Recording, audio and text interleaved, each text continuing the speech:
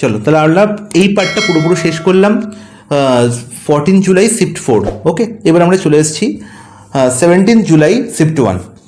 তো 14 জুলাইয়ের পরে শনিবার রবিবার ছিল মধ্যিখানে, 15, 16, 17 তারিখ আবার পরীক্ষা শুরু হয় এবং তার ফার্স্ট শিফটের প্রশ্নগুলো আমরা আলোচনা করব।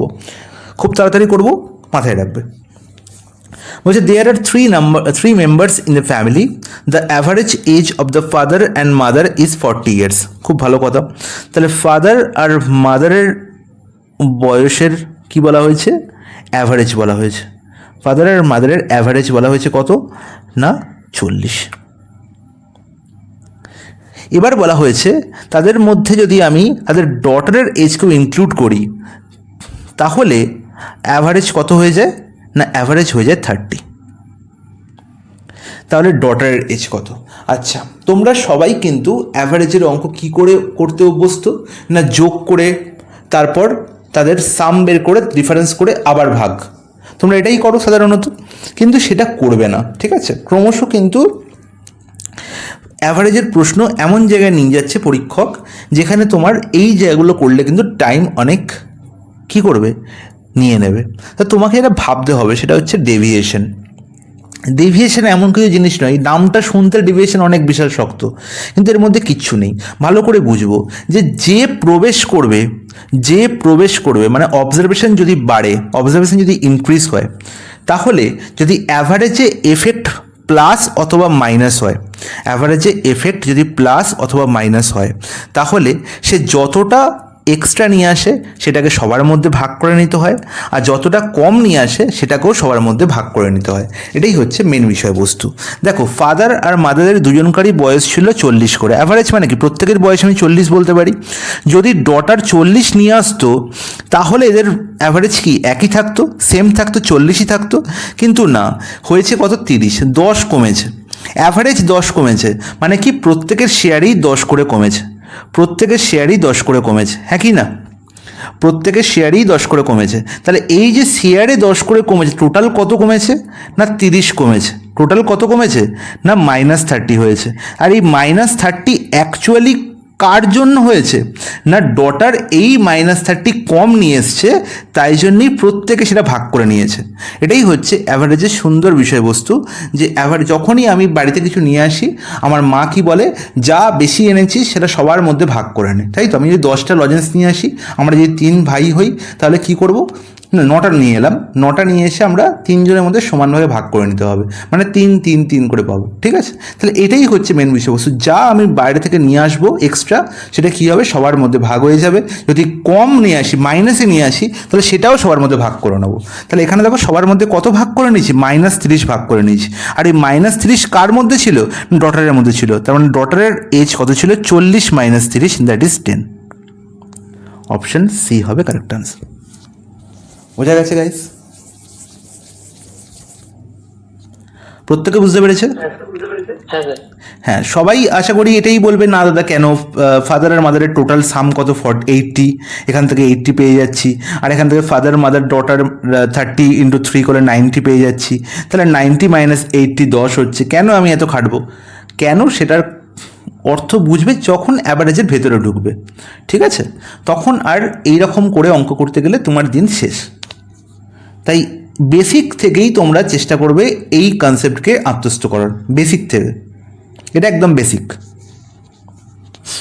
Next question, a shopkeeper sells an item at a profit of 15%। তাহলে 15% প্রফিটে সে বিক্রি করছিলই, 15% প্রফিট তো তার হচ্ছিলই, ঠিক আছে? এরপরে কি করলো?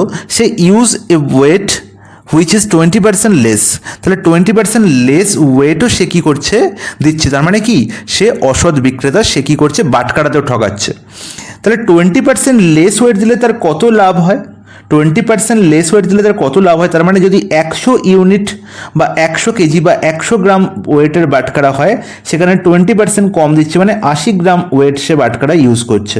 তার মানে এখানে বাটখারায় সে কত ঠকাচ্ছে না? 20 গ্রাম ঠকাচ্ছে। তাহলে 20 গ্রাম যখন সে ঠকাচ্ছে, তাহলে সে কতর মধ্যে 20 গ্রাম ঠকাচ্ছে না? 80-র মধ্যে ঠকাচ্ছে। আশা করি সবাই জানে এটা, যে পরিমাণ কোয়ান্টিটি তার পকেট থেকে বেরোবে সেটাই হচ্ছে, তার জন্যই তাকে ইনভেস্ট করতে হয়, সেটাই তার কস্ট প্রাইস। তার 80 গ্রামই দোকান থেকে বেরিয়েছে, তার মানে 80 গ্রামই হবে কস্ট প্রাইস। তাহলে 20/80 মানে হচ্ছে 25%।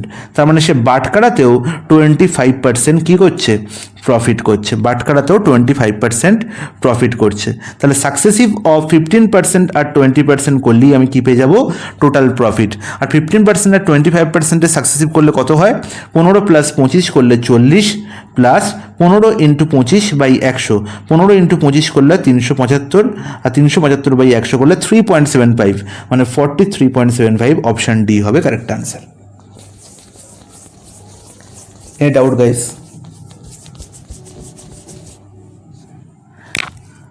Any doubt? না স্যার, বুঝেছি। নেক্সট প্রশ্ন, find the smallest number that can be subtracted from 148109326 so that it becomes divisible by 8। তাহলে নাম্বারটি কি দেখতে পাচ্ছি, 148109326। বাবা কি বড় নাম্বার! এই নাম্বারটার থেকে আমায় কি বিয়োগ করলে এই পুরো নাম্বারটা 8 দিয়ে ভাগ যাবে? আর আমরা তো 8-এর ডিভিজিবিলিটি জানি। 8-এর ডিভিজিবিলিটি কি বলে, যে লাস্ট 3টে ডিজিট যদি 8 দিয়ে পুরোপুরি ভাগ যায় তাহলেই তো পুরো নাম্বারটি 8 দিয়ে পুরোপুরি ভাগ যাবে। আর লাস্ট 3টে ডিজিটের দিকেই তো আমি তাহলে তাকাবো, আমি তাহলে এত বড় নাম্বার দিকে কেন দেখবোই না। 326-এর থেকে কি বিয়োগ করলে সেটা 8 দিয়ে ভাগ যাবে, এবং সেটা কি বিয়োগ করলে না, সব থেকে ছোট কোন সংখ্যা বিয়োগ করলে, স্মলেস্ট নাম্বার বিয়োগ করতে হবে। ঠিক আছে, এবার বলো 322 থেকে যদি আমি 1 বিয়োগ করি কত হয়, 321। 321 কি 8 দিয়ে ভাগ যায়? দেখো প্রথম পার্টটাই 8, এই 32-এর মধ্যে প্রথম পার্টটাই কি দিয়ে 8 দিয়ে ভাগ চলে যাচ্ছে, তাই তো? তাহলে 8 × 4 = 32, আর পরে পড়ে থাকছে 6। তাহলে 6-এর থেকে ছোট কোনো সংখ্যাই তো 8 দিয়ে ডিভিজিবল নয়। আমাকে যদি বলা হয় যে 8 দিয়ে প্রথম ডিভিজিবল কোন সংখ্যা, তুমি বলবে 8। তাই 8-এর থেকে লেস দ্যান 8 যে কোনো সংখ্যা, লেস দ্যান 8 যে কোনো সংখ্যাই কি না 8 দিয়ে ডিভিজিবল হবে না। তার মানে যদি একমাত্র লেস দ্যান 8-এর মধ্যে শূন্য থাকতো, যদি শূন্য থাকতো এখানে, তাহলে সেটা 8 দিয়ে ডিভিজিবল হয়ে যেত, তাই তো? তার মানে 320 যদি হতো তাহলে কিন্তু 8 দিয়ে ডিভিজিবল হয়ে যেত। তাহলে সবচেয়ে ছোট সংখ্যা এটা বিয়োগ করতে হবে, সেটা কত না 6। তার মানে অপশন সি হবে কারেক্ট আনসার। আশা করি প্রত্যেকে বুঝতে পেরেছে, কারোর কোনো ডাউট নেই। নেক্সট প্রশ্ন, সিম্পলিফাই দ্য ফলোয়িং এক্সপ্রেশন। দেখো এখানেও মধ্যে সুন্দর অ্যালজেব্রার টার্ম লুকিয়ে আছে। 3x-কে তোমরা a ধরে নাও আর 5-কে তোমরা b ধরে নাও। তাহলে এখানে কি লেখা আছে না, a + b এর whole square plus a - b এর whole square. Is it clear guys?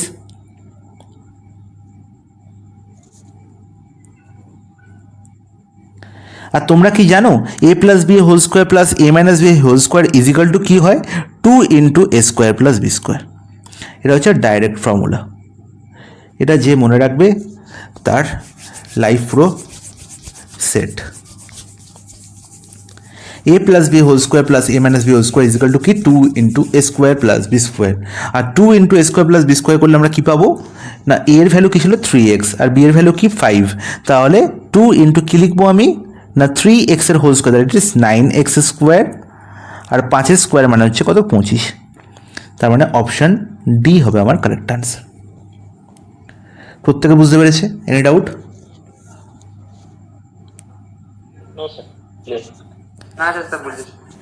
Next question, the volume of a cone. খুব ভালো প্রশ্ন, সবচেয়ে ছোট প্রশ্ন কিন্তু দারুণ ধামাকা। The volume of a cone with height equal to radius and slant height 5 centimetre. Volume of a cone, আচ্ছা কোনের ফর্মুলা কি, কোন সবাই জানো কেমন দেখতে হয়?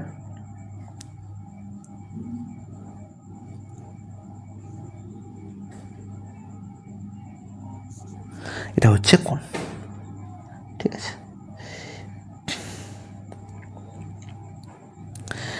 তাহলে এই যে বেসটা কি সার্কুলার বেস হবে। এবার তার পাশে কি হবে, একটা কি থাকবে, একটা পার্শ্বদল থাকবে। তোমরা সবাই দেখেছো আশা করি, বরের টোপর সবাই দেখেছো। সেটা হচ্ছে আদর্শ একটা শঙ্কুর উদাহরণ। বা তোমরা সবাই নিশ্চয়ই ঘটি গরম খেয়েছো। তাই ঘটি গরমের যেভাবে ফোল্ড করা হয় না পেপারটাকে, সেই পেপারটা ফোল্ড যদি তোমরা দেখো, সেই পেপারটা ফোল্ড দেখলে তোমাদের কিন্তু অ্যাকচুয়ালি কোণের কনসেপ্ট খুব সুন্দর ক্লিয়ার হবে।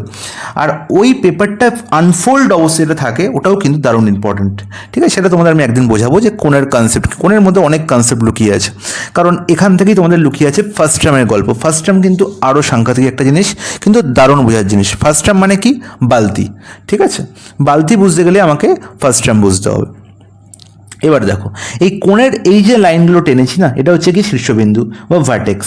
তাহলে এই ভার্টেক্স থেকে আমার সার্কামফারেন্সের ওপর, বেসের সার্কামফারেন্সের ওপর যে কোনো পয়েন্টকে যদি আমি যোগ করে দিই, তাহলে যে লাইন পাওয়া যায় তাকে বলা হয় স্ল্যান্ট হাইট। তাকে কি বলা হয়? Slant height. আর যাকে আমরা স্মল এল দিয়ে ডিনোট করে থাকি। আর এই ভার্টেক্স থেকে এই যে বেস আছে, বেসটা কি? সার্কুলার। আর এই সার্কুলার সেন্টার অবধি যদি যে স্ট্রেট লাইন ড্র করা হয় তাকে আমরা বলে থাকি হাইট। ঠিক আছে, আর সবসময় মনে রাখবো যে স্ল্যান্ট হাইট এবং রেডিয়াস এরা সবসময় একটি রাইট অ্যাঙ্গেল ট্রায়াঙ্গেল তৈরি করে। এরা সবসময় একটি রাইট অ্যাঙ্গেল ট্রায়াঙ্গেল তৈরি করে, এটা আমার মাথায় রাখতে হবে। স্ল্যান্ট হাইটের ভ্যালু বলা হয়েছে কত? 5। আর বলা হয়েছে রেডিয়াস এবং হাইট বোথ আর ইকুয়াল। রেডিয়াস এবং হাইট বোথ আর ইকুয়াল, দুজনকারই লেন্থ কি? ইকুয়াল, এটা বলা হয়েছে। ওকে, এবার আমি চলে আসি ডাইরেক্ট প্রশ্নে। তাহলে ভলিউম নির্ণয় করতে হবে। আচ্ছা, ভলিউম নির্ণয় করার ফর্মুলা হচ্ছে 1/3 into base area into height. Okay, তাহলে আমার এখানে হাইট আছে আর রেডিয়াস আছে, কিন্তু কোনোভাবেই এল নেই। তাহলে আমাকে কি মনে রাখতে হবে না, এল থেকে আমাকে আর অথবা এইচের ভ্যালু নির্ণয় করতে হবে। আচ্ছা, আমি তো বলেই দিয়েছি যে আর এইচ এল এরা মিলে যে ট্রায়াঙ্গেল তৈরি করেছে সেটা একটা কি না রাইট অ্যাঙ্গেল ট্রায়াঙ্গেল। এটি একটি রাইট অ্যাঙ্গেল ট্রায়াঙ্গেল। আর রাইট অ্যাঙ্গেল ট্রায়াঙ্গেলের তারা দেখতে পাচ্ছি যে স্ল্যান্ট হাইট অ্যাকচুয়ালি কী হয়ে গেল না হাইপোটেনিউস হয়ে গেল। আর আমরা সবাই জানি যে হাইপোটেনিউসের স্কোয়ার ইজ ইকুয়াল টু বেসের square plus height square. R H যেহেতু ইকুয়াল, আমি সবকটাকে আর দিয়ে ট্রান্সফার করব। তাহলে R square plus H square is equal to L square, এটা আমার মাথায় রাখতে হবে। আর এবং এইচকে আমি কী লিখে দেবো? আরই লিখে দেবো। তার মানে 2r square is equal two কি? 25। তার মানে আর স্কোয়ার ইজ ইকুয়াল টু কত হবে? 25/2। তার মানে আর এর ভ্যালু কত হচ্ছে? আর এর ভ্যালু কত হচ্ছে না 5ই ছিল তো এখানে, হ্যাঁ। তাহলে আর এর ভ্যালু কত হচ্ছে না √25, মানে 5/√2। আর সবাই বলবে যে দাদা প্লাস মাইনাস কেন নিলেন না? কারণ হচ্ছে লেন্থ কোনোদিন মাইনাস হতে পারে না, তাই সবসময় প্লাস ভ্যালু নেবো। তাহলে আর এর ভ্যালু কত হলো না 5/√2। Is it clear? বলবে হ্যাঁ, একদম পরিষ্কার। ব্যাস, এখানে বসিয়ে দাও। আর যা সেটাই এইচ, তার মানে 1/3 তো রয়ে গেল নিচে। আর পাই আর স্কোয়ার, পাই এর ভ্যালু কি বসাতে হবে না? প্রত্যেকটা অপশানে পাই বসে আছে, তাহলে পাই থাক। আর স্কোয়ার আমি দেখবো কি? আর স্কোয়ার হচ্ছে 25/2। খুব ভালো কথা, 25/2 লিখে দিলাম। আর এইচ ইজ ইকাল টু কি? আর এইচ সমানই হচ্ছে আর, তাহলে এইচ এর ভ্যালু যা আর এর ভ্যালু তাই। তাহলে আর এর ভ্যালু কত? 5/√2। 5/√2। তাহলে দেখতে পাচ্ছি কত আনসার হচ্ছে আমার? 6√2। এখানে হচ্ছে 125। 125/6√2। আচ্ছা, এখানে কোনোভাবে লাস্টের অপশানটা 6√2 হবে। ঠিক আছে, লাস্ট অপশান এটা 6√2 হবে। এই √2 জায়গায় কোনো একটা জায়গায় প্রবলেম হয়েছে। ঠিক আছে, তার মানে 125/6√2 হবে আমার কারেক্ট আনসার, অপশান ডি। বলো, কারোর কোনো ডাউট আছে গাইস? না স্যার, ক্লিয়ার। নেক্সট প্রশ্ন। A policeman noticed a thief from 300 meter. The thief started running and the policeman was chasing him. খুব ভালো কথা। The thief and the policeman ran at a speed of 8 km/h and 9 km/h. খুব সুন্দর। What was the distance between them after 3 minutes? এখানে কিন্তু একটা সুন্দর একটা অঙ্ক দেওয়া হয়েছে। তাহলে আমরা সবাই দেখছি যে এখানে মিটার পার সেকেন্ডের গল্প আছে। প্রথমে দেখতে পাচ্ছি 300 মিটারের ডিস্টেন্স ছিল, এখানে ছিল পুলিশ এবং এখানে ছিল থিপ। পুলিশের স্পিড বলা হয়েছে কত? 9 km/h এবং থিপের স্পিড বলা হয়েছে 8 km/h। খুব ভালো কথা। তাহলে বলা হয়েছে যে 3 মিনিট পর তাদের মধ্যে ডিস্টেন্স কত হবে। আচ্ছা, তোমরা এখানে বলতে পারবে যে 8 km/h আর 9 km/h মধ্যে ডিফারেন্স কত? তুমি বলবে 1 km/h। আর এই 1 km/hটা কি? অ্যাকচুয়ালি রিলেটিভ স্পিড, কারণ তারা একই দিকে যাত্রা করছে, তাই তো? তাদের ডিফারেন্স অফ স্পিডই হবে কি? Relative speed. তাহলে রিলেটিভ স্পিড কত হবে না 9 - 8, 1 km/h। আর 1 km/h যদি আমরা মিটার পার সেকেন্ডে করে নিই, তাহলে আমরা 8-এর 15 দিয়ে গুণ করে দেবো। তাই তো? তাহলে 8-15 metre per second, 8-15 metre per second হবে 8-15, 5/18 সরি সরি সরি সরি 5/18, আমি 8-15 কেন বলছি, 5/18, 5/18 মিটার পার সেকেন্ড হবে আমার তাদের রিলেটিভ স্পিড। ওকে, তাহলে এই 5/18 মিটার পার সেকেন্ড স্পিডে কী করছে না পুলিশ আর থিপ তারা ক্রমশ তাদের মধ্যে ডিস্টেন্স কম করছে। আমার নির্ণয় করতে হবে কি না 3 মিনিট পর তাদের মধ্যে ডিস্টেন্স কত হবে। আচ্ছা, তোমরা এখানে দেখতে পাচ্ছ যে এই 5/18 যদি আমরা মিটার পার সেকেন্ডে নির্ণয় করি, এর মানে কি না প্রত্যেক সেকেন্ডে বা 60 সেকেন্ডে আমি বলতে 1 সেকেন্ডে আমি বলতে পারি 1 সেকেন্ডে তাদের মধ্যে 5/18 মিটার ডিস্টেন্স কি হয় তারা কভার করে, 5/18 মিটার ডিস্টেন্স কভার করে বা 5/18 মিটার ডিস্টেন্স কমে যায়, তাই তো? 5/18 মিটার ডিস্টেন্স কমে যায়। তাহলে যদি আমরা বলি যে 60 সেকেন্ডে কতটা হবে, 60 সেকেন্ডে কত হবে, তুমি বলবে 5/18 ইন্টু 60, হ্যাঁ কি না, হ্যাঁ কি না? হ্যাঁ স্যার। তাহলে আমার 3 মিনিটে নির্ণয় করতে হবে, তাহলে 1 মিনিটে আমি নির্ণয় করে ফেললাম, 60 সেকেন্ড মানে তো 1 মিনিট, তাহলে 3 মিনিট মানে কত ইন্টু 3, তাহলে আলটিমেট কত হলো 18, এখানে কত আছে 180 মানে 10, তার মানে 50 মিটার ডিস্টেন্স তাদের মধ্যে রিডিউস হয় 3 মিনিটে। এটাই তো আমি কনসেপ্ট বলেছিলাম রিলেটিভ স্পিডের, যে relative speed 1 into 5/18, sorry 5/18 metre per second. তাহলে 5/18 মিটার পার সেকেন্ড মানে কি তাদের 1 সেকেন্ড তাদের মধ্যে ডিস্টেন্স 5/18 মিটার রিডিউস হয়। তাহলে 60 মিনিটে কতটা রিডিউস হয় না 5/18 ইন্টু 16, তাহলে 1 মিনিটে রিডিউস আমি পেয়ে গেলাম। তাহলে 3 মিনিটে কত হবে না 50 মিনিট রিডিউস হবে। তাহলে আমার নির্ণয় করতে কি বলেছে, what was the distance between them, তাহলে কত ডিস্টেন্স ছিল, 300 মিটার থেকে 50 মিটার রিডিউস হয়ে গেছে, এই পার্টটা নেই, তাহলে পড়ে আছে কত 250 মিটার, অপশান বি হবে correct answer. Guys clear? Clear sir. Next প্রশ্ন, sine T plus cos T is equal to 4/5 হলে সাইন টি ইন্টু কস টির ভ্যালু কত হবে? আমি বলবো বাবা এখানে কিছু নেই, জাস্ট অ্যালজেব্রা আছে। সাইন টি কে যদি আমি এ ধরে নিই আর কস টিকে যদি আমি বি ধরে নিই,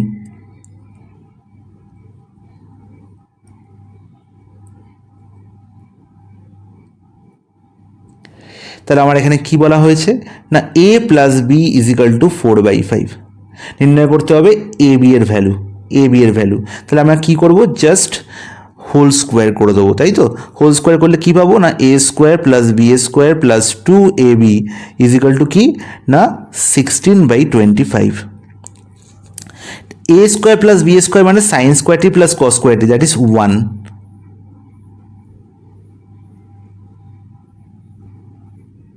বলবে হ্যাঁ দাদা একদম ঠিক, কোনো অসুবিধা নেই।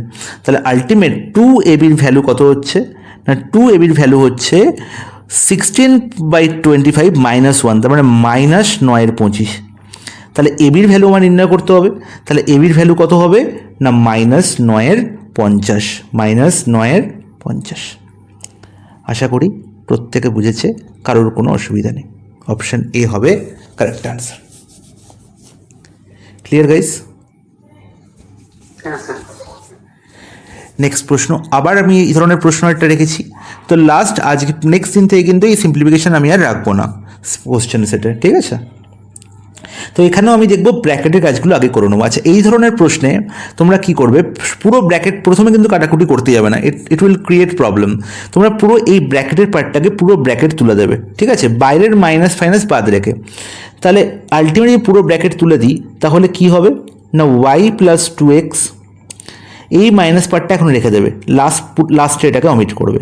তার ভেতরে কি হচ্ছে না y minus y plus X minus Y minus X minus Y, আর এখানে প্লাস ওয়াই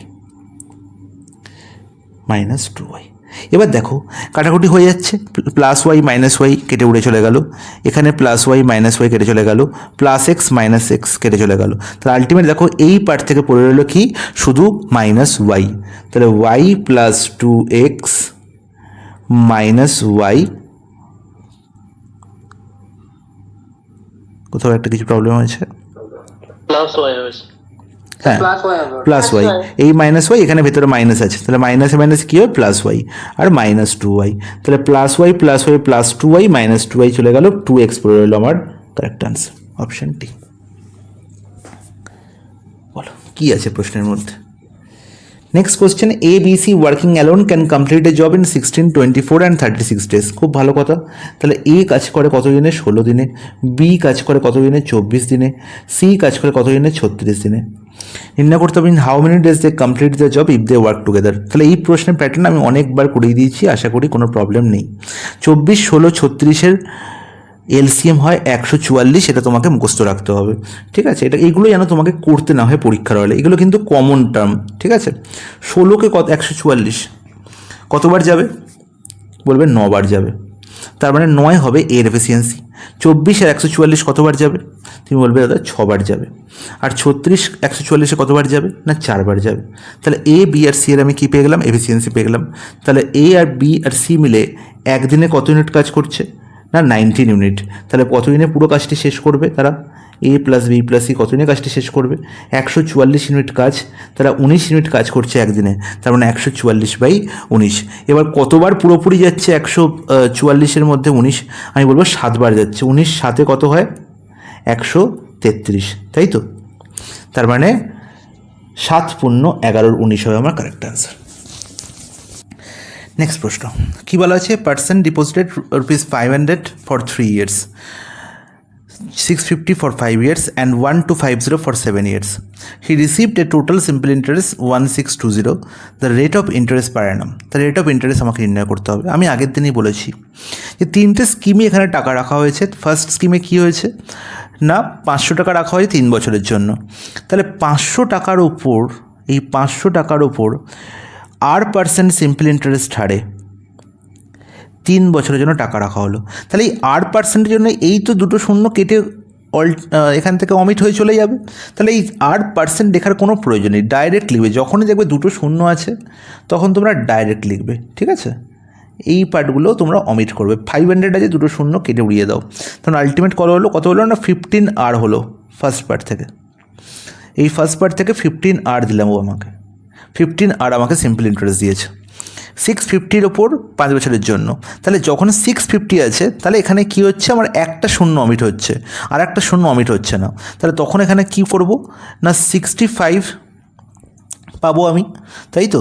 65 পাবো, আর পাবো, আর কী পাবো? নিচে কী পাবো? 10 পাবো, আর সেটা হচ্ছে 5 বছরের জন্য, তাই তো? এটা হচ্ছে আমার এখানে গল্প। তাহলে 5 আর 10 কেটে কুটে এখানে 2 হয়ে যাবে। তাহলে 65R/2 পেলাম। আর নেক্সট পার্ট থেকে কী পাবো?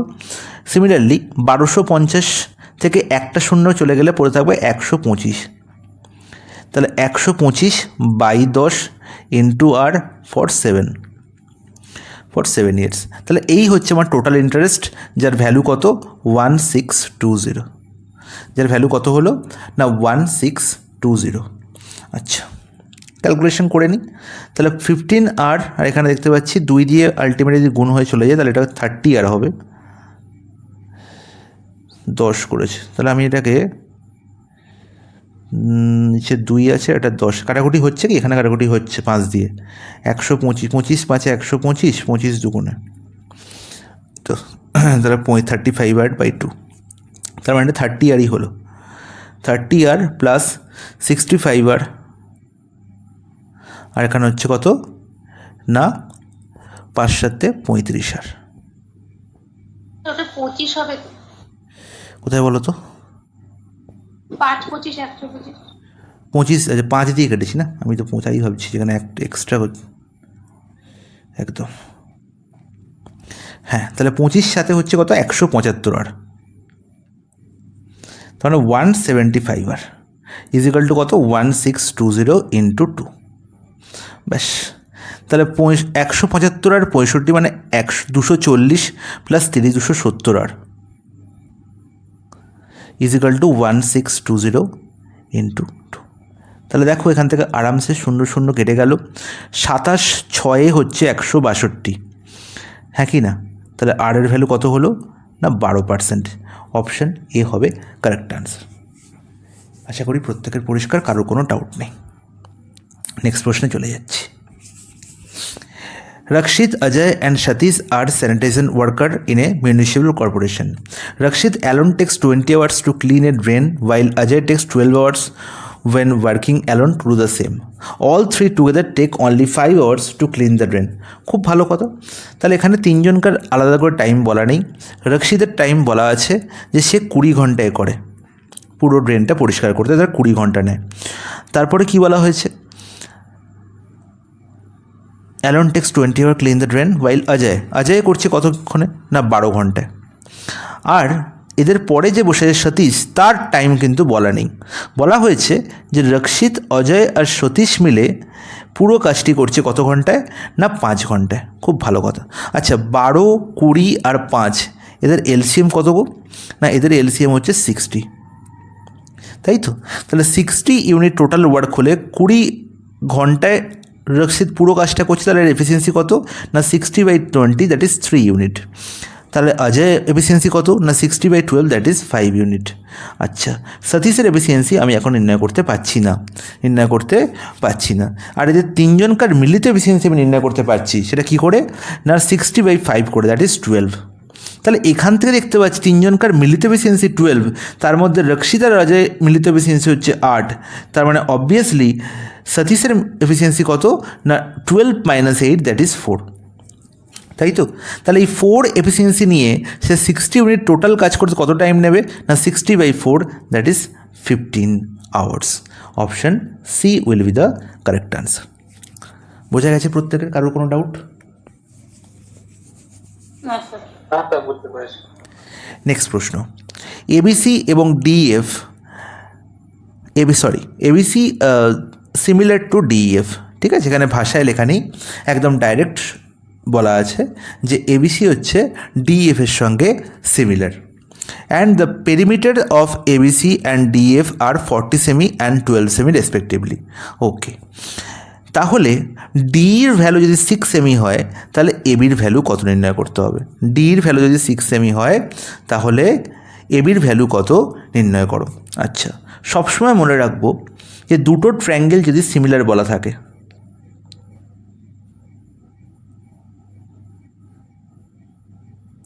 তাহলে এই হচ্ছে এবিসি ট্রায়াঙ্গেল, এই হচ্ছে ডিএফ ট্রায়াঙ্গেল। সিমিলার মানে কি? এদের কোণগুলো হচ্ছে সমান। কোণগুলো সমান হবে সেটা আমায় বলে দেবে। আমি ধরে নিলাম এখানে এ কোণের সঙ্গে ডি কোণ সমান, বি কোণের সঙ্গে ই কোণ সমান এবং সি কোণের সঙ্গে এফ কোণ সমান। হতেও পারে যে এ এর সঙ্গে ই সমান হলো, ঠিক আছে, এ এর সঙ্গে ডি সমান হলো, এ এর সঙ্গে এফ সমান হলো, হতে পারে, ডাজেন্ট ম্যাটার, সেটা তোমায় বলে দেওয়া হবে। কিছু না বলা থাকলে আমি ধরে নেবো যে এ এর সঙ্গে ডি, বি এর সঙ্গে ই এবং সি এর সঙ্গে এফ সমান। কোত্থেকে পাবো ওটা? না নামটা কীরকম দেওয়া হয়েছে তার উপর ডিপেন্ড করেছে। এ বিসির সঙ্গে ডি এফ বলা হয়েছে, তার মানে এ অ্যাঙ্গেলের সঙ্গে ডি অ্যাঙ্গেল, বি অ্যাঙ্গেলের সঙ্গে ই অ্যাঙ্গেল, সি অ্যাঙ্গেলের সঙ্গে এফ অ্যাঙ্গেল। আশা করি প্রত্যেকের পরিষ্কার। সিমিলার ট্রায়াঙ্গেলের ফর্মুলা হচ্ছে যে সমান কোণের অপোজিট বাহুর রেশিও ইকুয়াল, সমান কোণের অপোজিট বাহুর রেশিও ইকুয়াল।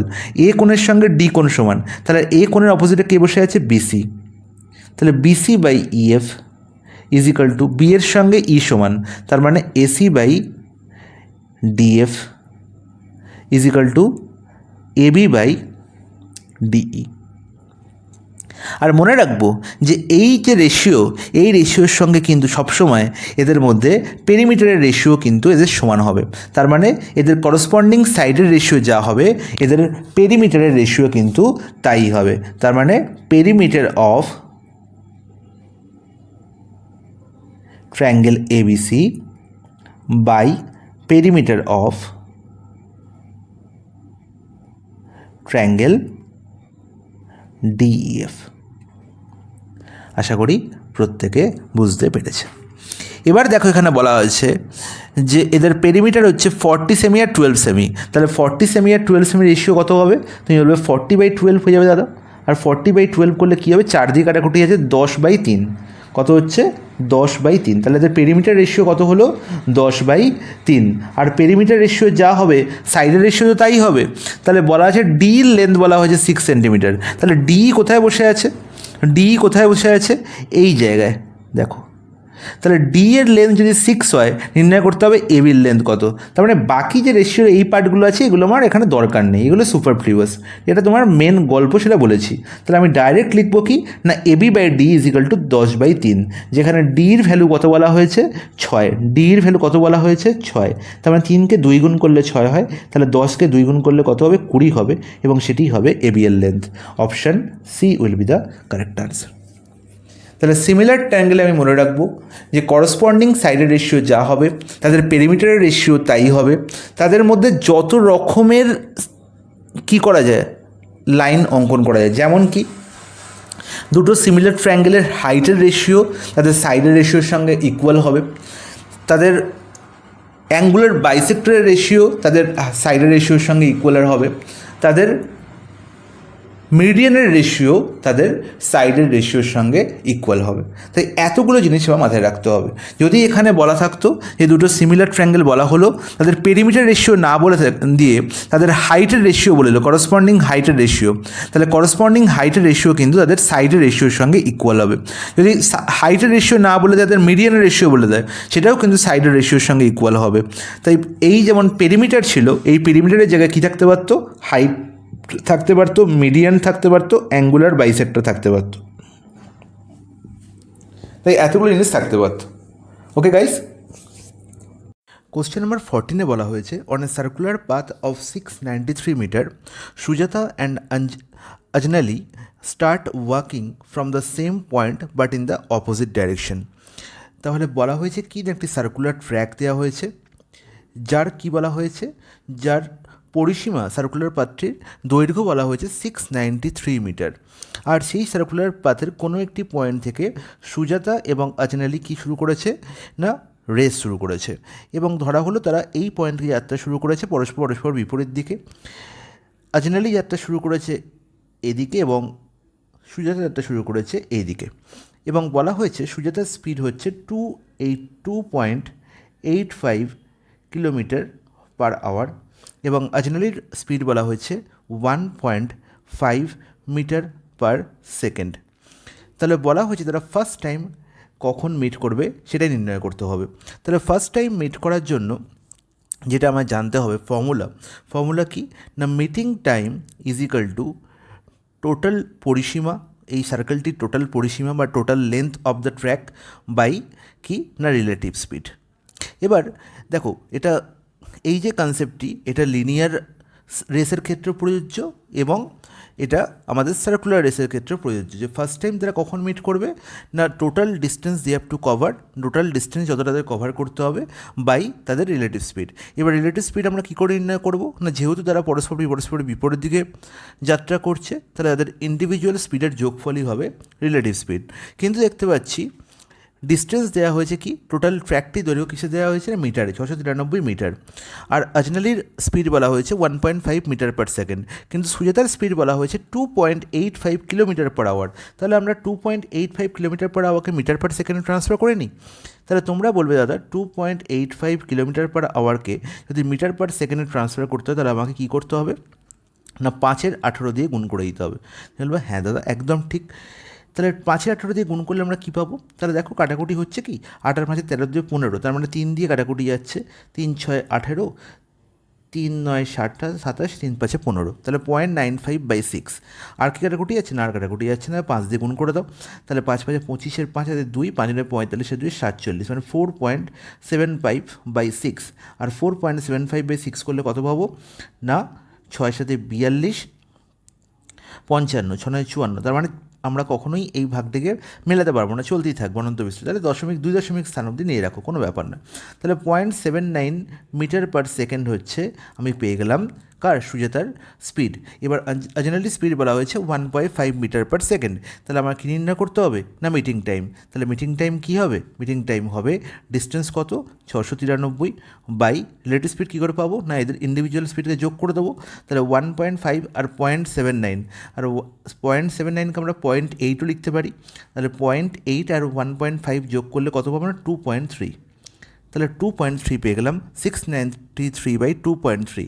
তাহলে এই যে টাইমটি পেলাম আমরা কিসে পেলাম, সেকেন্ডে পেলাম। আমরা নির্ণয় দেখো আনসার অপশানে কী দেখতে পাচ্ছি, 4টে অপশানই মিনিটে আছে। তাহলে আমাকে মিনিটে ট্রান্সফার করতে হবে। তাহলে সেকেন্ডকে মিনিটে ট্রান্সফার করতে গেলে আমাকে কী করতে হবে না 693/2.3 একে 1/60 দিয়ে যদি গুণ করে দিই তাহলে আমি কী পেয়ে যাব না পুরো ভ্যালুটি মিনিটে পেয়ে যাব। ব্যাস। তাহলে দেখো যখনই আমরা মিনিটে ট্রান্সফার করব 693 আমরা উপরে দেখতে পাচ্ছি লবে ক্যালকুলেশন করব বাই 2.3 × 60 আর 2.3 × 60 করলে কী পাবো 23 × 6 মানে 6 × 3 = 18, 6 × 2 = 12, 13, তার মানে 138, 693/138। দেখো 138 কতবার পুরোপুরি যাবে 693-তে, তুমি বলবে দাদা 138 5বার তো পুরোপুরি যাবেই, কিন্তু 6বার কি যাবে না 6 × 78 হবে। তাহলে 6বার পুরোপুরি যেতে পারবে না, 5বারই যাবে, 5বারের কম কিন্তু হবে না। দেখো 138 × 5 করলে কত পাবো না 138 × 5, 5 40 শূন্য থেকে 4, 5 15 ছিল 19, 5 থেকে 6 690 আর এখানে 693 আছে। তার মানে 5বার পুরোপুরি যাচ্ছে 693-এর মধ্যে 690, তার মানে 5বার পুরোপুরি যাচ্ছে। তাহলে 5 মিনিটের সামথিং বেশি হবে। একমাত্র অপশান সিতেই আমি দেখতে পাচ্ছি 5 মিনিটের সামথিং বেশি আছে, তার মানে অপশান সি হয়ে যাবে কারেক্ট আনসার। নেক্সট প্রশ্ন, সিলেক্ট দ্য ইনকারেক্ট ফর্মুলা। তাহলে তোমরা সবাই জানো যে sec² - θ - tan² θ = 1 হয়, একদম কারেক্ট। sin² θ + cos² θ = 1 হয়, একদম কারেক্ট। cosec² θ - cot² θ = 1 হয়, এটাও একদম কারেক্ট। একমাত্র sec² θ + cos² θ = 1 কোনো জায়গায় কোনো বই লেখা নেই, তার মানে এটাই হচ্ছে ইনকারেক্ট। অপশান ডি হবে কারেক্ট আনসার। তাহলে কারেক্ট আনসার খুঁজতে ইনকারেক্ট ওয়ান খুঁজতে পারছি, ইনকারেক্ট তাহলে কোনটা, অপশান ডি। তাহলে অপশান ডি হবে কিন্তু কারেক্ট আনসার। নেক্সট প্রশ্ন, 15 men and 25 women can complete a piece of work in 9.6 days। খুব ভালো কথা। If 16 women can complete the same work in 27 days, find the number of days in which 16 men can complete the work।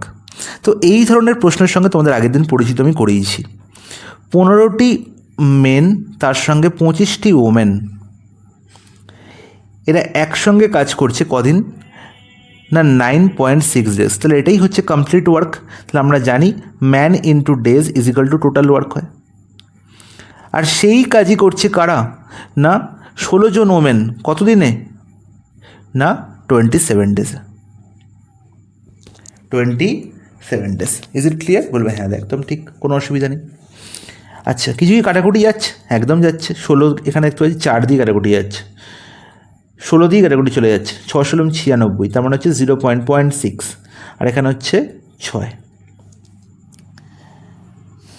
এখানে না sorry 6 কেন 16 দিয়ে পুরোপুরি কাটিয়ে দিয়েছি, তাহলে 16 পুরো অমিট। আচ্ছা, আর কি কাটাকুটি যাচ্ছে?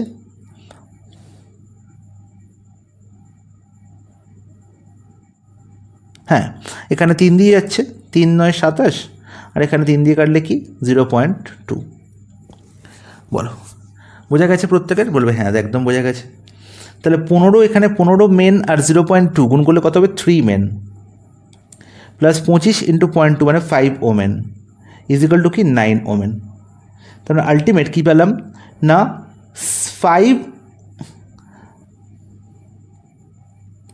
3 মেন = 4 ওমেন। তার মানে মেন আর ওমেনের আমি কী পেয়ে গেলাম এফিসিয়েন্সি রেশিও পেয়ে গেলাম, কত 4:3। Is it clear guys? এটুকু প্রত্যেকের পরিষ্কার? হ্যাঁ স্যার। নির্ণয় করতে কি বলেছে? নির্ণয় করতে আমাকে বলেছে এদের এফিসিয়েন্সি রেশিও আমার জানা আছে, বলেছে 16 জন মেন পুরো কাজটা কতদিন না করবে। আচ্ছা, এখানে 16র গল্প তোমরা পুরো ভুলে যাবে। দেখো 16 ওমেন করছে 27 দিনে, আর 16 মেন জিজ্ঞেস করেছে। তাহলে যখন 16 মেনের সঙ্গে 16 ওমেন কম্পেয়ার করবো, same number of men same number of women হলে তাদের কোনো গুরুত্ব নেই। তাহলে আমরা যদি বলি যে 16 ওমেন আর 16 মেনের জায়গায় একজন ওমেন আর একজন মেন, প্রশ্নটা কিন্তু একই। ঠিক আছে, কারণ কি দেখো আমি কি করব, 16 ওমেন এর টোটাল এফিসিয়েন্সি কত হবে না 16 ইন্টু 3 48, তার মানে 48 ইন্টু 27 হবে আমার টোটাল ওয়ার্ক। আর এই 40 ইন্টু 27 কে করছে না 16 মেন করছে, তাহলে 16 মেনের এফিসিয়েন্সি কত 16 ইন্টু 4 64। তাহলে দেখো 16 এখান থেকেও কাটাকুটি হয়ে বেরিয়ে গেল 3 হয়ে গেল, আর 16 এখান থেকেও বেরিয়ে গেল 4 হয়ে গেল, তাহলে 3/4ই পড়ে রইল, এই 3/4ই পড়ে রইল। Is it clear guys?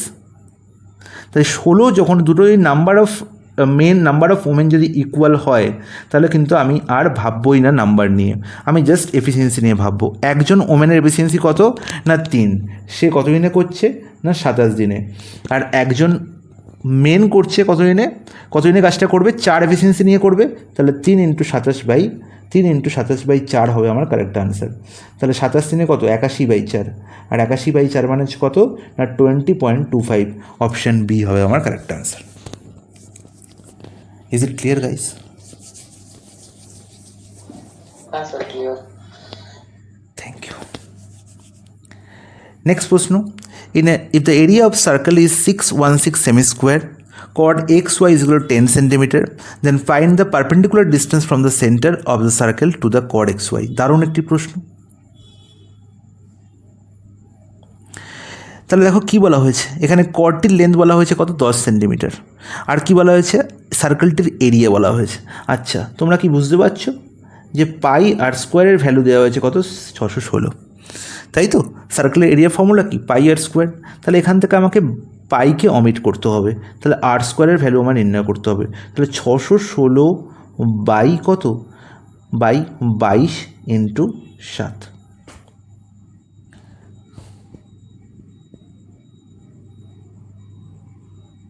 Sorry হ্যাঁ ঠিকই আছে। তাহলে 616/22 ইন্টু 7, তাহলে এখান থেকে আর স্কোয়ারের ভ্যালু কী করে পাবো? দেখো 22 দিয়ে পুরোপুরি কাটাকুটি চলে যাচ্ছে কি 22 দিয়ে পুরোপুরি কাটাকুটি যাচ্ছে কি 11 দিয়ে তো যাচ্ছেই, 11 দিয়ে কত না 11 5 55, 11 6 66, হ্যাঁ একদম 28 বার পুরোপুরি যাচ্ছে, 28 বার পুরোপুরি চলে যাচ্ছে। তাহলে 28 ইন্টু 7, তাহলে আরের ভ্যালু কত বেরোলো না 28 থেকে আমি একটা 7 পাবো একটা 4 পাবো, তার মানে একটা 7 এখান থেকে পাবো আর একটা এখান থেকে 2 পাবো, তার মানে 14 পেয়ে যাবো আরের ভ্যালু। আরের ভ্যালু কত পেয়ে যাবো 14, তাই তো? এবার নির্ণয় করতে কী হবে আমাকে না find the perpendicular distance from the centre of the circle to the chord xy। তাহলে কর্ড xy এর থেকে পারপেন্ডিকুলার ডিস্টেন্স আমার কোথা থেকে নির্ণয় করতে হবে না সেন্টার থেকে, তার মানে এখান থেকে আমি পেয়ে যাচ্ছি কি 14 হচ্ছে আমার রেডিয়াসের ভ্যালু, পারপেন্ডিকুলার ডিস্টেন্সের ভ্যালু আমি ধরলাম h, আর কর্ডের ভ্যালু বলা হয়েছে 10, তার মানে এটুকুর ভ্যালু মনে থাকবে আমার কত 5। আমরা সবাই জানি যে পারপেন্ডিকুলার ডিস্টেন্স কী করে নাকি 2 ভাগে ভাগ করে, তাহলে আলটিমেট আমার h এর ভ্যালু কী হবে √14² মাইনাস 5², তাই তো? তাহলে 14 + 5 কত হবে 19, আর 14 - 5 কত হবে 9, তাহলে 19 √19 ইন্টু 9 মানে কত 171 রুটের মধ্যে, অপশান এ হবে কারেক্ট আনসার। বোঝা গেল প্রত্যেকের? হ্যাঁ স্যার। Thank you. নেক্সট প্রশ্ন, দেখি কি তোমরা আনসার বলতে পারছো যে এই প্রশ্নটার আনসার হবে 1। তোমরা আশা করি এখন দেখেই বলতে পারবে, কারণ সাইন স্কোয়ার 65 তোমরা বুঝে গেছো যে 25 আর 65 যোগ করে কত হয় 90 হয়, তার মানে সাইন স্কোয়ার 65কে আমি বলতে পারি যে কস স্কোয়ার কত 25, আর সাইন স্কোয়ার 25 আর কস স্কোয়ার 25 যোগফল কত হবে 1 হবে, তাই তো? হ্যাঁ। নেক্সট কোশ্চেন দেখো, এই ধরনের প্রশ্ন তোমরা কি করবে, কি বলা হয়েছে একবার লিখে নিই আমি, x% of 280 is equal two 15% of 240 plus 20% of 310, এটা ভ্যালু নির্ণয় করতে হবে, লিখে ফেললাম আমি একবার। তোমরা এটা করবে এই পার্সেন্ট সাইন সব জায়গা থেকে কেটে বাদ দিয়ে দেবে, পার্সেন্টের কোনো ভ্যালু নেই, পার্সেন্টের কোনো ভ্যালু নেই, কারণ এপারও পার্সেন্ট মানে কি x% মানে কি x% বা 1% মানে কি x% মানে কি অ্যাকচুয়ালি x ইন্টু 1%, আর 1% মানে কি 1/100, তাই তো? x% মানে কি x ইন্টু 1/100, আর এই 1/100 এই যদি এপারেও থাকে তাহলে এপারেও আমি 1/100 কমন নিতে পারবো, তাহলে 1/100 আমার কী হয়ে যাবে অপটেড আউট হয়ে যাবে, তাহলে 1/100 কোনো ভ্যালু নেই, মানে পার্সেন্টেজের কোনো ভ্যালু নেই, ব্যাস আর কি আছে, শূন্যগুলো আমরা এখান থেকে বের করে দিতে পারি। দেখো 280-র মধ্যে এখানে শূন্য বেরিয়ে গেল, এখানে একটা শূন্য বেরিয়ে গেল, এখানে একটা শূন্য বেরিয়ে গেল। তাহলে আলটিমেট আমার কী হয়ে গেল না 28x ইজিক্যাল টু 15 × 24 প্লাস 20 × 31। দেখো কত ইজি হয়ে গেল ব্যাপারটা। আচ্ছা এখনও কাটাকুটি যাচ্ছে, দেখো 4 দিয়ে কাটাকুটি যাচ্ছে, 4 7 28, 4 6 24, এখানেও 4 5 20, বা আরও ইজি হয়ে গেল। তাহলে এক্সের ভ্যালু কত হলো 6 15 90 প্লাস এখানে কত 5 3, এখানে হচ্ছে তোমার 155। তাহলে 90 প্লাস 155 মানে কত হবে 245/7, তার মানে 35, তাই তো? হ্যাঁ স্যার। নেক্সট দারুণ একটি প্রশ্ন। এই প্রশ্নটি করার পর আজকে আমরা আর এগোবো না। এই 3টে প্রশ্ন তোমাদের হোমওয়ার্ক থাকবে। দেখো 21 অঙ্ক কী বলা হয়েছে, x² plus 1/x² is equal to 7। x² plus 1/x² is equal to 7 হলে x² মাইনাস 1/x² এর ভ্যালু কী হবে? এবং সবচেয়ে ইম্পর্ট্যান্ট পার্ট হচ্ছে এই স্টেটমেন্টটি। এই স্টেটমেন্টে কী বলা হয়েছে, 0 x <1। তার মানে কি, এক্সের ভ্যালু 0 থেকে 1-এর মধ্যে। এক্সের ভ্যালু কি 0 থেকে 1-এর মধ্যে, না 0 হবে না 1ও হবে না, কিন্তু এর মধ্যবর্তী কোনো একটা সংখ্যা। এর মানে আমি কি বলতে পারি, আমি বলতে পারি 0.1, 0.2, 0.3 এরকম কোনো একটা সংখ্যা, হ্যাঁ কি না? তোমরা বলবে হ্যাঁ কি না, বলবে হ্যাঁ দাদা একদম ঠিক। এবার দেখো x² প্লাস 1/x² যদি 7 হয়, আর তোমাকে নির্ণয় করতে বলেছে কার ভ্যালু, না x² মাইনাস 1/x² এর ভ্যালু। তোমরা কি করে নির্ণয় করবে আমাকে বলো, তোমরা কি করে নির্ণয় করবে, কে বলতে পারবে? স্যার এটা তো সে একটা ফর্মুলা করে না, √4 আচ্ছা, তোমাদের মাথায় এটা আসবে যে দাদা এখান থেকে x² প্লাস 1/x² আছে, তাহলে আমি এখান থেকে x প্লাস 1/x নির্ণয় করে নিই আগে, তাই তো? হ্যাঁ কি না? হ্যাঁ স্যার। করবো না, আমি করবো না, আমি এই কাজটাই করবো না, আমি এই কাজটাই করবো না। আমি কি ভাববো, আমি ভাববো x² ইজিক্যাল টু a, x²কে a ভেবে নেবো। তাহলে a প্লাস 1/a এর ভ্যালু দেওয়া আছে 7, নির্ণয় করতে হবে a মাইনাস 1/a এর value. R a minus 1/a এর ভ্যালু কত হবে, √k² মাইনাস 4, √k² মাইনাস 4। বলো বোঝা গেছে? হ্যাঁ স্যার এই ফর্ম। এবার এখানে একটা প্লাস মাইনাস সেটা তোমায় লিখতে হবে। এবার এই প্লাস মাইনাস ডিনোট করছে এই স্টেটমেন্টের ওপরে। এখানেই ম্যাক্সিমাম স্টুডেন্টের ভুল হয়। দেখো এখানে আলটিমেট x² মাইনাস 1/x² এর ভ্যালু নির্ণয় করতে হবে। তার মধ্যে দুটো ফ্যাক্টর আছে, x প্লাস 1/x এবং x মাইনাস 1/x। তাহলে এদের দুজনকারই ভ্যালুর ওপর নির্ভরশীল হচ্ছে আলটিমেট যেই ভ্যালুটা মাইনাস হবে না প্লাস হবে। তাহলে দেখো 7 স্কোয়ার করলে আমরা কত পাবো, এখানে 49 মাইনাস 4 মানে হচ্ছে 45, তাই তো? √45 প্লাস মাইনাস কত, √45, তারপর 9 মানে 3 √5। এবার প্লাস মাইনাসের মধ্যে প্লাস হবে না মাইনাস হবে সেটাই আমার ডিনোট করতে হবে। সেটা কে দেবে তোমাকে, এই x প্লাস এক্স আর x মাইনাস এক্সের মধ্যে রিলেশান দেবে। খুব ভালো করে বুঝবে। আমি কি বলেছিলাম, এক্সের ভ্যালু কার থেকে কার মধ্যে থাকবে, এক্সের ভ্যালু থেকে 0 থেকে 1-এর মধ্যে। আমি ধরে নিলাম এক্সের ভ্যালু হচ্ছে 0.5। খুব বাস্তব উদাহরণ দিয়ে বোঝাচ্ছি, খুব ভালো করে বুঝবে। আচ্ছা বলো তো 0.5 বড় না 1/x মানে 1/0.5 বড়, কে বড়? 0.5 বড় না 1/0.5 বড়? তুমি বলবে দাদা 0.5 মানে তো কিছুই নয়, 0.5 মানে আমরা জানি 5/10, আর 1/0.5 মানে তো কি 1/5/10, আর 1/5/10 মানে হচ্ছে কি 10/5 আলটিমেট। তার মানে কত হলো, 2 হয়ে গেল। তার মানে যখনই ভ্যালু এক্সের ভ্যালু 0 থেকে 1-এর মধ্যে হবে, অবভিয়াসলি মনে রাখবো যে এক্স লেস দ্যান 1/x হবে বা 1/x গ্রেটার দ্যান x হবে। এই স্টেটমেন্টটা সারা জীবন মাথায় রাখবে। এবং যদি এটা হয় এক্স লেস দ্যান 1/x, তার মানে এই পার্টটির ভ্যালু কী হয়ে যাবে, নেগেটিভ হবে। এই পার্টটির ভ্যালু কী হবে, নেগেটিভ হবে, হ্যাঁ কি না? এই পার্টটির ভ্যালু কী হবে, নেগেটিভ হবে। আর এই পার্টটি ভ্যালু নেগেটিভ হয়, এ তো পজিটিভ দিচ্ছে, কারণ এক্স এখানে পজিটিভ, তার মানে এ তো পজিটিভই দেবে। আর পজিটিভ ইন্টু নেগেটিভ করলে কি হবে, অবশ্যই নেগেটিভ হবে। তার মানে আনসার কী হবে, -3√5 হবে। আনসার কী হবে, -3√5। অপশান ডি হবে কারেক্ট আনসার। দেখো প্রশ্নে বলা হয়েছে এ shopkeeper offers the following discount schemes for buyers on an article. তাহলে 3 রকমের ডিসকাউন্ট দেওয়া হচ্ছে। একটি হচ্ছে কি, দুটি সাকসেসিভ ডিসকাউন্ট 15% ইচ। নেক্সটটি বলা হয়েছে 25% প্রথমে ডিসকাউন্ট দেওয়া হলো, তারপরে 5% ডিসকাউন্ট দেওয়া হলো। আর 3 নম্বর হচ্ছে ডিসকাউন্ট অফ 30%, ফ্ল্যাট ডিসকাউন্ট। তাহলে বলা হয়েছে under which scheme will the selling price be maximum. তাহলে দেখো নির্ণয় করতে হবে যে সেলিং প্রাইস ম্যাক্সিমাম হবে কোন স্কিমে। তাহলে এখানে আমার মনে রাখতে হবে যে সেলিং প্রাইসকে যদি ম্যাক্সিমাম হতে হয়, সেলিং প্রাইসকে আমার যদি ম্যাক্সিমাম হতে হয়, তার মানেই হচ্ছে ডিসকাউন্টকে আমাকে মিনিমাম হতে হবে।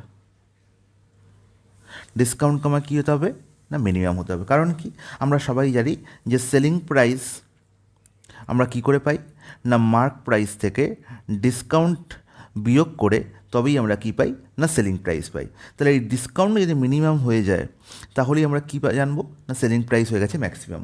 তাহলে যদি আমার সেলিং প্রাইসকে ম্যাক্সিমাম হতে হয় তাহলে ডিসকাউন্টকে কী হতে হবে, মিনিমাম হতে হবে। নেক্সট পয়েন্ট যেটা মাথায় রাখতে হবে সেটি হচ্ছে সবসময় ফ্ল্যাট ডিসকাউন্টের থেকে সাকসেসিভ ডিসকাউন্ট বেশি লাভদায়ক হয় যে কোনো ব্যবসায়ের ক্ষেত্রে। তাহলে দেখো 30% প্রথমে দেওয়া হলো 3টে স্কিম, থার্ড স্কিম থেকে শুরু করো। থার্ড স্কিমে কী বলা হয়েছে, 30% ফ্ল্যাট ডিসকাউন্ট। সেকেন্ড স্কিমে বলা হয়েছে 30%কেই ভেঙে 25 এবং 5%-এ করা হয়েছে। তো প্রথমে 25% ডিসকাউন্ট দেওয়া হলো, তারপরে 5% ডিসকাউন্ট দেওয়া হলো। দুজনকার সাম কিন্তু 30 হচ্ছে। আর 1 নম্বর যে স্কিম, সেই স্কিমে কী বলা হয়েছে, দুবার 15% আর 15% ডিসকাউন্ট দেওয়া হয়েছে। প্রথমে 15% ডিসকাউন্ট দেওয়া হলো, তারপর আবার 15% ডিসকাউন্ট দেওয়া হলো। তাহলে ইন বোথ কেস দেখো সাম কিন্তু 30 হচ্ছে।